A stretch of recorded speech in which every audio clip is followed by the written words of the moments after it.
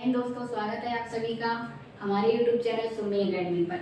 हम लोगों ने लास्ट वीडियो में वर्णमाला पढ़ा था। उसमें हमने वर्णमाला में जाना था कि जो हमारी सामान्य हिंदी है उसमें हमने सामान्य हिंदी में भाषा के बारे में जाना था। फिर हमने शैली के बारे में, हमने लिपि के बारे में जाना था और फिर उसके बाद हमने स्वरों के बारे में जाना था। तो वहाँ पर हमने स्वरों के बारे में डिटेल में समझा था। और आगे जो हमारी क्लास होने वाली है वो स्वरों का वर्गीकरण कितने प्रकार से किया है। तो यहाँ से हम स्वरों के बारे में पढ़ने वाले हैं कि स्वरों का वर्गीकरण कितने प्रकार से किया है। तो यहाँ से हमारे यहाँ से जो हम क्लास करने वाले हैं वो हमारे एग्जाम बेस पर क्लास होने वाली है। यहाँ से हमारे एग्जाम में बहुत सारे क्वेश्चन बनते हैं, तो वो देखते हैं। तो यहाँ पर स्वरों का वर्गीकरण क्या देखते हैं कि स्वरों का वर्गीकरण कितने प्रकार से किया है। तो यहाँ पर हमारे विद्वानों ने कई प्रकार से, कई तरीके से स्वरों का वर्गीकरण किया है।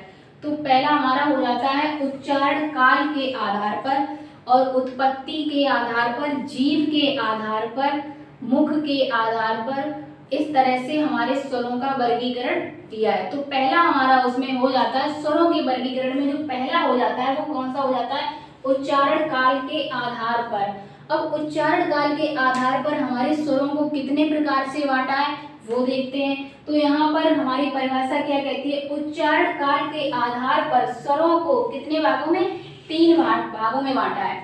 उच्चारण काल के आधार पर हमारे स्वरों को कितने भागों में बांटा है, 3 भागों में। कौन कौन सा, ह्रस्व स्वर, दीर्घ स्वर और क्लृप्त स्वर। कौन कौन सा, ह्रस्व स्वर, दीर्घ स्वर और क्लृप्त स्वर। तो ह्रस्व मीन्स क्या होता है, ह्रस्व मीन्स छोटा होता है। क्या होता है, छोटा होता है, लघु होता है। क्या, लघु और छोटा।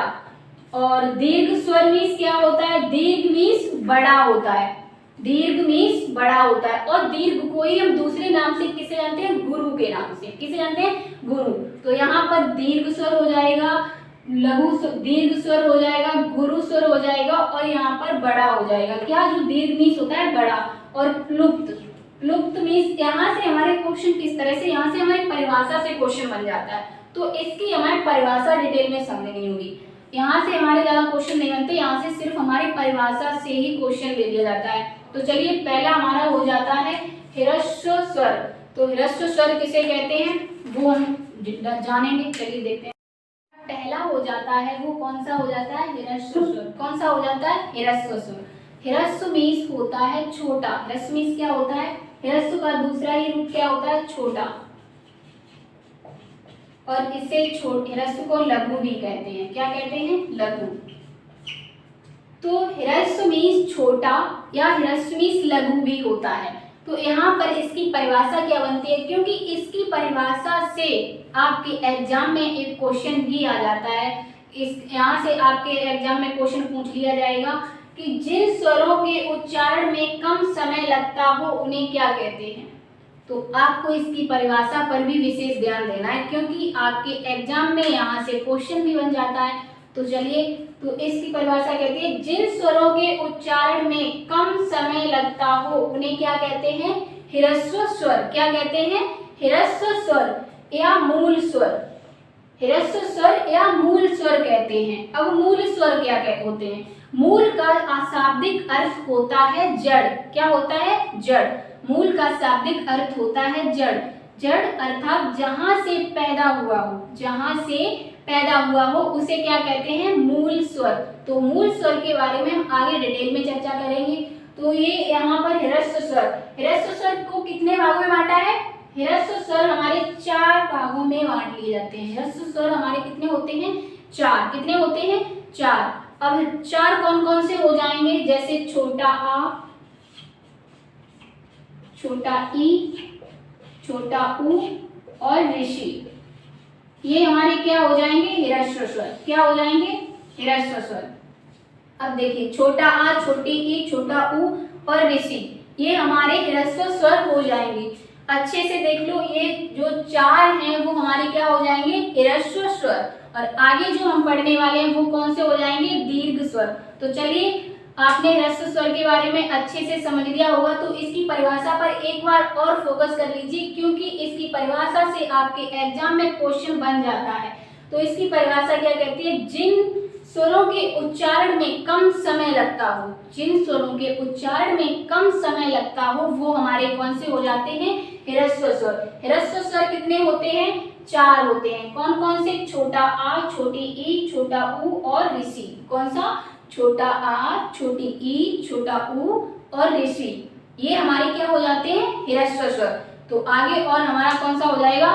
दीर्घ स्वर। कौन सा? दीर्घ स्वर। तो चलिए देखते हैं दीर्घ स्वर। तो दूसरा हमारा हो जाता है उच्चारण काल के आधार पर दूसरा हमारा कौन सा हो जाता है? दीर्घ स्वर। कौन सा? दीर्घ स्वर। अब दीर्घ मीन्स क्या होता है? दीर्घ मीन्स होता है बड़ा। दीर्घ मीन्स क्या होता है? बड़ा। और दीर्घ को लघु, दीर्घ को गुरु भी बोल देते हैं। क्या बोल देते हैं? गुरु। तो यहाँ पर ये दीर्घ का मतलब होता है बड़ा और गुरु।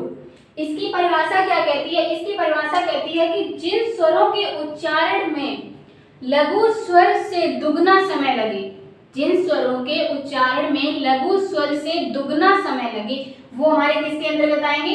दीर्घ स्वर के अंतर्गत। किसके अंतर्गत? दीर्घ स्वर के अंतर्गत। अब कौन कौन से आएंगे? जैसे इसमें आपका आ जाएगा बड़ा ई, बड़ा आ, बड़ा ई, बड़ा ऊ, ए, ओ, औ। तो ये जो हमारे 7 हैं वो किस में आ जाएंगे? दीर्घ स्वर में। तो इनकी संख्या कितनी होती है? दीर्घ स्वरों की संख्या कितनी होती है? 7। कितनी होती है? 7। पूछ लिया जाता है आपसे कि दीर्घ स्वरों की संख्या कितनी होती है, तो कितनी होती है? 7। लघु स्वरों की संख्या कितनी होती थी? 4। कितनी होती थी? 4। और दीर्घ स्वरों की संख्या कितनी है? 7। तो ये 7 कौन कौन से हैं? आ, ई, उ, ए, ओ, औ। अब याद कीजिए जब आप छोटे थे तो आपको समझाया जाता था, आपको वर्णमाला में कुछ इस तरह से पढ़ाया जाता था कि छोटा आ और बड़ा आ, छोटी ई और बड़ी ई, छोटा ऊ और बड़ा ऊ। और यहाँ पर आपको इस तरह से जो पढ़ाया जाता था छोटा ए, बड़ा ए, छोटा ओ, बड़ा ओ, वो गलत था। क्योंकि देखिए बच्चा जिस स्टैंड में जो चीज समझना चाहता है उसे उसी तरीके से समझाया जाता है। तो आपको बचपन में समझाया जाता था कि ये जो हमारा है छोटा है और ये बड़ा है। तो देखिए जब हम छोटा आ और बड़ा आ पढ़ते हैं तो इनका उच्चारण कुछ सेम निकलता है। आ सेम निकलता है और ई इनका उच्चारण जब हम करते हैं तो सेम निकलता है। तो इसलिए आपको जब आप छोटे थे, जब वो आप उस स्टेज में सीख रहे थे तो आपको कैसे छोटा आ और बड़ा आ करके समझाया जाता था। लेकिन यहाँ पर जब जो हमारी ये ए और ओ और अ है इसका उच्चारण सेम नहीं है। कैसा है? सेम नहीं है। देखिए ये हमारी इस तरह से हो जाएगी ए और ये होती है ए। क्या होती है? ए। इसलिए इसे किस में रखा जाता है? दीर्घ स्वर में। किस में रखा जाता है? दीर्घ स्वर में। तो आपको समझ आया कि आपको इस तरह से नहीं पढ़ना है। आज से जो अब आप ये पढ़ेंगे सब तो आपको इस तरह से नहीं पढ़ना है छोटा ए बड़ा ए, क्योंकि इनका जो उच्चारण है वो अलग अलग है। कैसे है? ए ओ औ, तो ये इस तरह से पढ़े जाएंगे। ठीक है, अगर आप किसी को पढ़ा रहे हैं तो आप इस तरह से समझाइए। तो चलिए देखिए इस तरह से क्यों? क्योंकि जब कोई बच्चा एग्जाम देने जाता है और वो हमारी बचपन की हिंदी पढ़कर जाता है और वो हमारी हिंदी नहीं पढ़ता है तो उसे इस तरह से समझाया जाता है कि छोटा ए बड़ा ए। तब उससे पूछ लिया जाता है इसमें दीर्घ स्वर कौन सा है, तो उसे एक ही बात याद रहती थी कि ये यहाँ पर हमारा छोटा ए हो गया तो ये हमारा लघु स्वर में हो गया, और ये हमारा छोटा ओ हो गया तो ये हमारा किस में हो जाएगा? लघु स्वर में। नहीं, क्योंकि इनके उच्चारण अलग अलग हैं तो इसे हम ए पढ़ते हैं तो ये हमारे किस में आ जाते हैं? दीर्घ स्वर में। किस में आ जाते हैं? दीर्घ स्वर में। तो आपको समझ आया कि दीर्घ स्वर कितने कहते हैं और दीर्घ स्वर कितने होते हैं? 7। बड़ा आ, बड़ी ई, बड़ा ऊ, ए ओ अ, ये हमारे किसके अंतर्गत आ जाते हैं? दीर्घ स्वर के अंतर्गत। किसके अंतर्गत आ जाते हैं? दीर्घ स्वर के अंतर्गत। तो अगला हमारा हो जाता है कौन सा? क्लुप्त स्वर। तो चलिए तीन हो जाता है, वो हो जाता है क्लुप्त स्वर। कौन सा? क्लुप्त स्वर। यहाँ से आपकी एग्जाम में क्वेश्चन किस तरह से आ जाता है? यहाँ से आपके एग्जाम में क्वेश्चन नहीं आता, यहाँ से आपके एग्जाम में क्वेश्चन कुछ इस तरह से आ जाता है, इसकी परिभाषा से ही पूछ लिया जाता है। क्या पूछ लिया जाता है?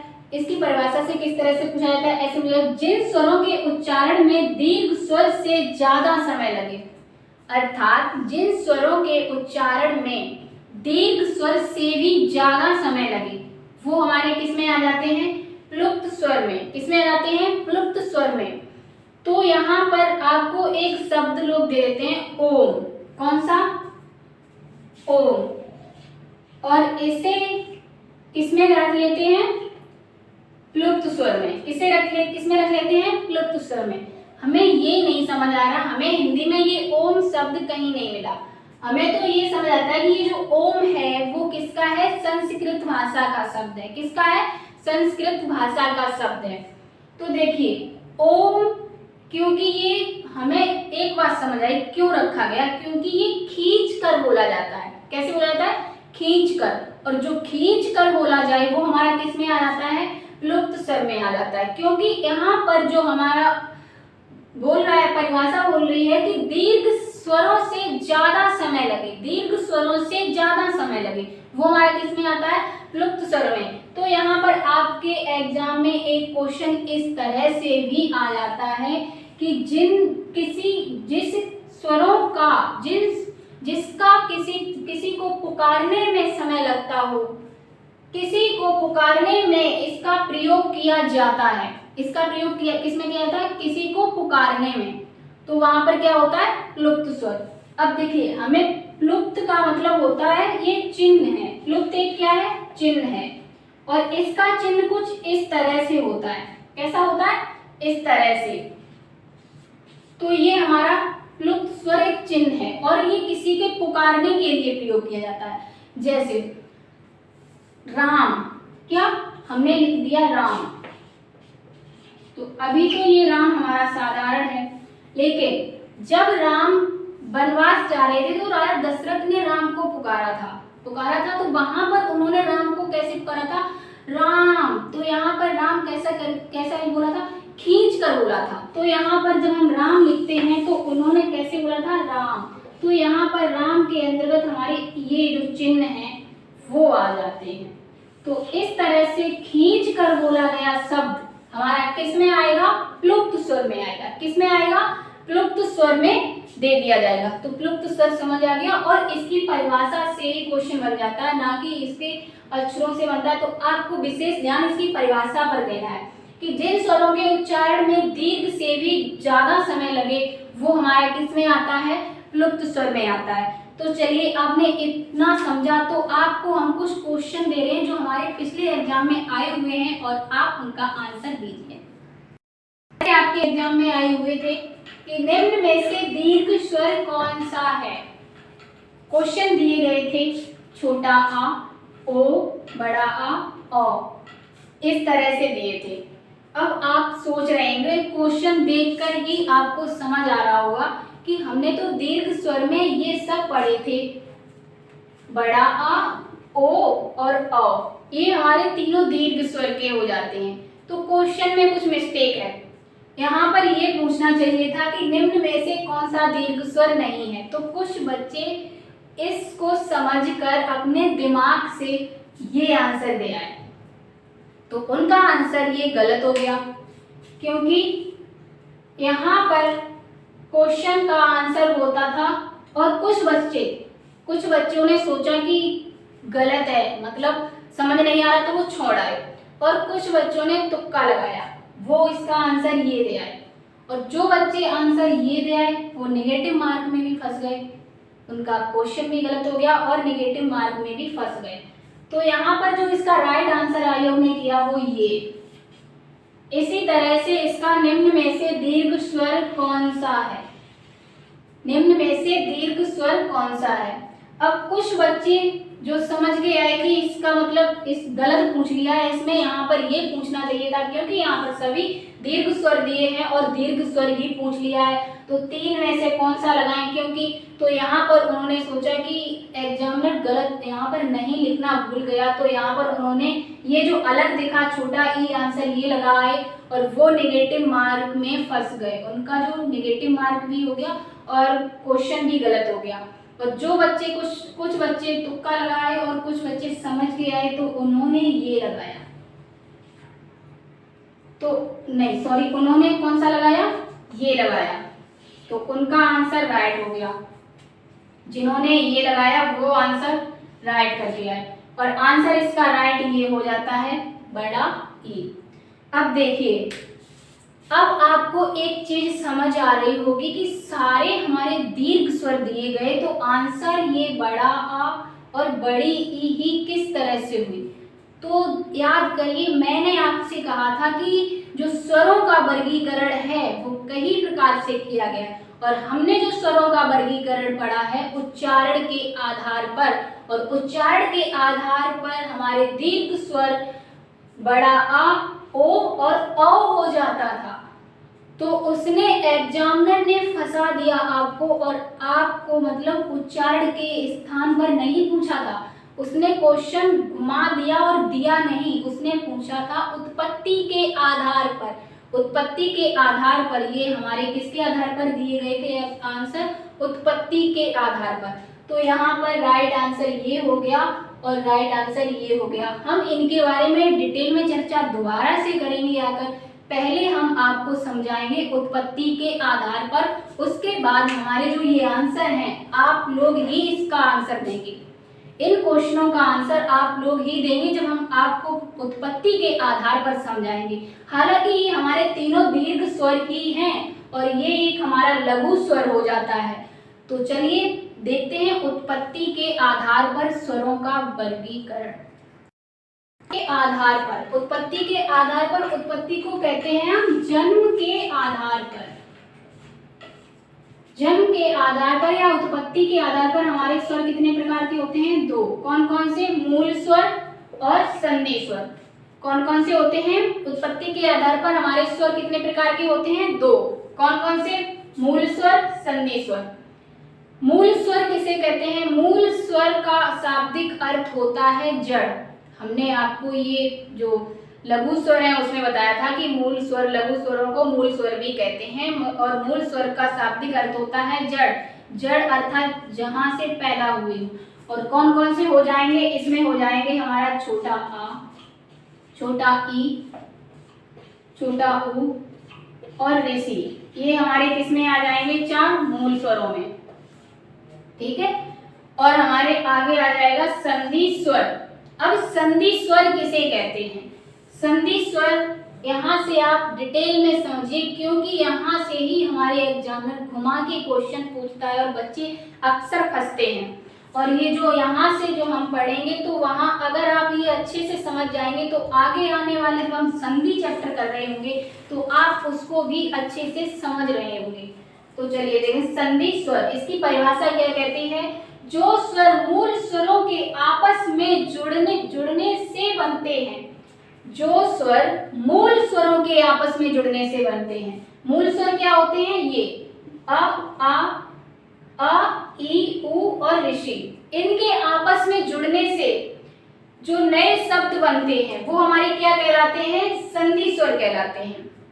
अर्थात जो स्वर मूल शब्दों के जुड़ने से बनते हो और एक नया शब्द बनता हो वो हमारा किसके अंतर्गत आएगा, संधि स्वर के अंतर्गत। और ये कितने प्रकार के होते हैं संधि स्वर, 2 प्रकार के, मूल स्वर, संयुक्त स्वर। कौन कौन से, मूल स्वर और संयुक्त स्वर।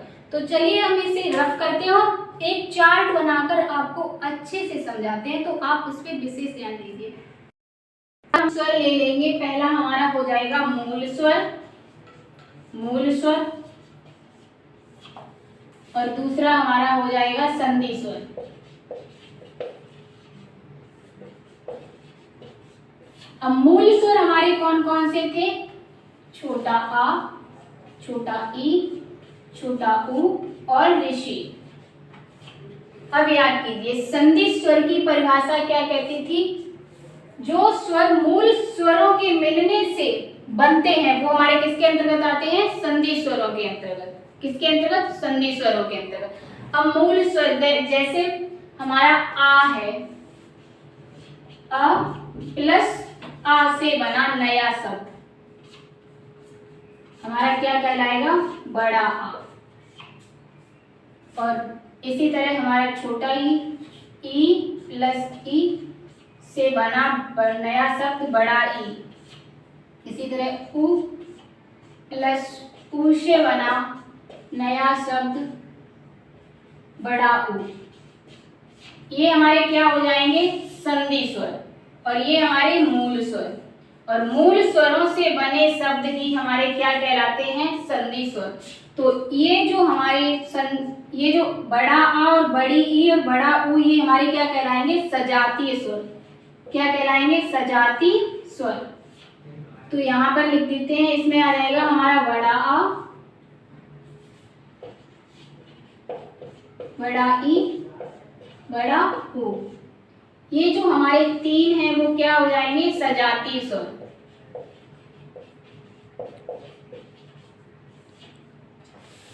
इसे हम रफ कर लेते हैं। सजातीय स्वर। तो एक बात आपको आई होगी कि आप कहेंगे जब ये इनसे मिलकर बनते हैं तो हम इन्हें संयुक्त स्वर क्यों कहते हैं? ये इनकी तो उत्पत्ति हमारे मूल स्वरों से हुई है तो संयुक्त स्वर क्यों कहते हैं? तो चलिए आपको हम समझाने के लिए एक एग्जाम्पल देते हैं। जैसे कोई लड़का है मोहन। कौन? मोहन। और आपसे पूछ लिया जाए मोहन की उत्पत्ति किससे हुई है? तो मोहन की उत्पत्ति किससे हुई है? उसकी माँ प्लस उसके पिता से। जब इन दोनों के मेल से ही तो मोहन की उत्पत्ति हुई है। तो उसी तरीके से जो हमारा आ और प्लस आ से बना नया शब्द बड़ा आ, तो ये इसकी माँ हो जाएगी और ये इसका पिता हो जाएगा। तो इन दोनों से बना शब्द हमारा दीर्घ स्वर बड़ा आ। तो ये भी अपने अंदर संयुक्त स्वर है। अब देखिए जैसे ये अब ये मोहन है, इसकी उत्पत्ति इसके माता पिता से हुई है। तो ये जब इंटरव्यू देने जाएगा तो ये इससे पूछा जाएगा कि आपका अस्तित्व क्या है, तो ये दुनिया के सामने लाएगा तो किस तरह से? अपना अस्तित्व बताएगा, अपने आप को बताएगा। लेकिन जब इसे ये पूछा जाएगा कि आपके माता पिता का, तब ये बताएगा कि अपने माता पिता के बारे में। क्योंकि यहाँ पर क्या जब इसके बारे में पूछा गया कि आपका अस्तित्व क्या है, तब इसने अपने बारे में बताया। और जब इसके माता पिता के बारे में पूछा गया तब इसने माता पिता के बारे में बताया। तो ये कैसा है? संयुक्त है। संयुक्त है। कैसा है? संयुक्त है। इसी तरीके से हमारे ये भी किस तरह से हैं? संयुक्त स्वर हैं। लेकिन ये हमारे किससे बने हैं? मूल स्वरों की सहायता से मिलकर बने हैं। अब देखिए, अब ये जो तीन हैं वो हमारे संधि स्वर में आ जाते हैं और इन्हें हम सजातीय स्वर कहते हैं। और यहाँ से आपके एग्जाम में क्वेश्चन भी आ जाता है, सजातीय स्वर किसे कहते हैं, विजातीय स्वर किसे कहते हैं। तो विजातीय स्वर किसे कहते हैं अच्छे से देखिए। जैसे विजातीय स्वर के अंतर्गत क्या आ जाएगा? अब देखिए आ प्लस उ से बना शब्द ओ। उसी तरीके से आ प्लस ओ से बना शब्द बड़ा ओ। ये जो हमारे दो हैं किसमें आ जाएंगे?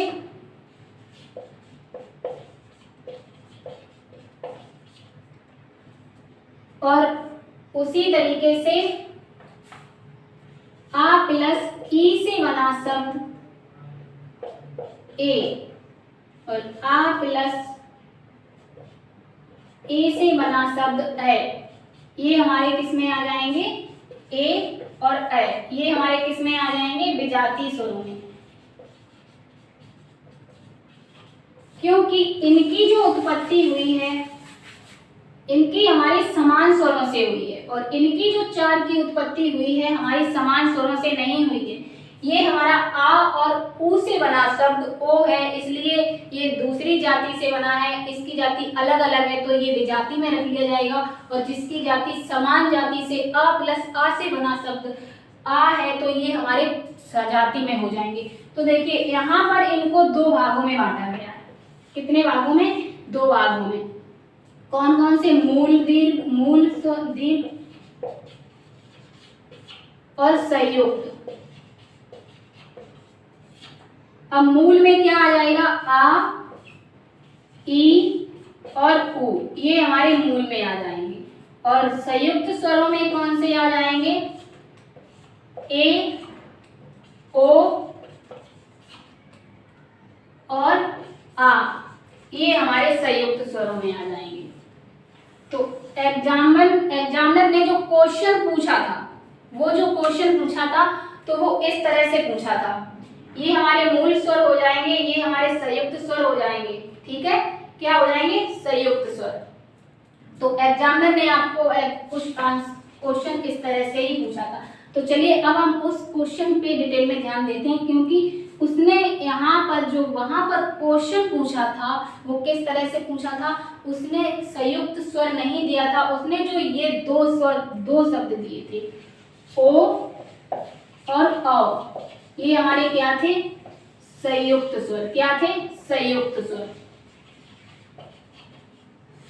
और जो आंसर उसने दिया था बड़ा ई, ये हमारा क्या था? मूल स्वर। तो उसने दीर्घ स्वर में किसे रखा था? मूल स्वरों में। किसने रखा था? मूल स्वरों में। तो आपको समझ आया, उसने जो हमारा आंसर पूछा था मूल दीर्घ स्वर पूछा था। कौन सा? मूल दीर्घ स्वर। तो आपको समझ आ गया होगा कि मतलब जो एग्जामिनर ने हमारे आंसर पूछे थे वो किस तरह से पूछे थे। उसमें जो 3 दिए थे वो हमारे संयुक्त स्वर थे, उसमें जो 1 दिया था वो हमारा मूल दीर्घ स्वर था। समझ आया? तो आज के लिए इतना ही। और अगर आपको हमारा वीडियो अच्छा लगा हो तो लाइक शेयर सब्सक्राइब करना ना भूलें। और आज के लिए इतना ही। जय हिंद।